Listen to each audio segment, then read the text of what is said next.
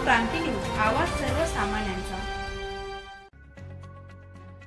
राष्ट्रीय अन्न सुरक्षा व पोषण अभियान अंतर्गत मौजे कहांडोळचोड तालुका सुरगाणा इथं उपविभागीय कृषी अधिकारी अशोक दमाळे, तालुका कृषी अधिकारी प्रशांत रहाणे यांच्या मार्गदर्शनाखाली व प्रभारी मंडळ कृषी अधिकारी संजय बहिरम यांच्या सहकार्यानं कृषी पर्यवेक्षक पंकज माळी यांच्याद्वारे भात पिकावरील शेतकऱ्यांची शेतीशाळा प्रशिक्षण घेण्यात आले। भात पिकावरील विविध कीड रोग व त्यांचे नियंत्रण तसेच भात पीक उत्पादन वाढीचे तंत्रज्ञान, उत्पादन खर्च बचत कशी करता येईल, भातावरील किडीचे एकात्मिक व्यवस्थापन करणे, त्यासाठी आवश्यक जैविक निविष्ठा दशपर्णी अर्क तयार करून वापर करणे, शेतात पक्षी थांबे उभारणे, किडीच्या नियंत्रणासाठी भात पिकावर दोरी फिरवणे, भात खाचरातील पाणी सोडणे, पाण्याची पातळी योग्य ठेवणे, तसेच भात पिकाचे रेसा निरीक्षण घेणे, त्यावर उपाययोजना राबवणे, पिकात फेरोमोन सापळे लावणे याबाबत तंत्रशुद्ध आणि प्रत्यक्षात शेतावर प्रात्यक्षिकद्वारे कृषी पर्यवेक्षक बारे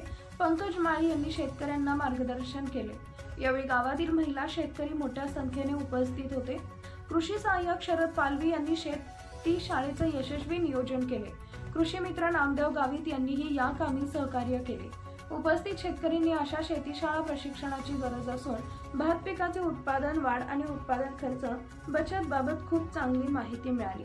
त्याचा आम्हाला भात उत्पादनात चांगला उपयोग होईल अशी प्रतिक्रिया व्यक्त करत समाधान व्यक्त केले। महाराष्ट्र क्रांती न्यूज साठी प्रतिनिधी गणेश धुळे, सुरगाणा।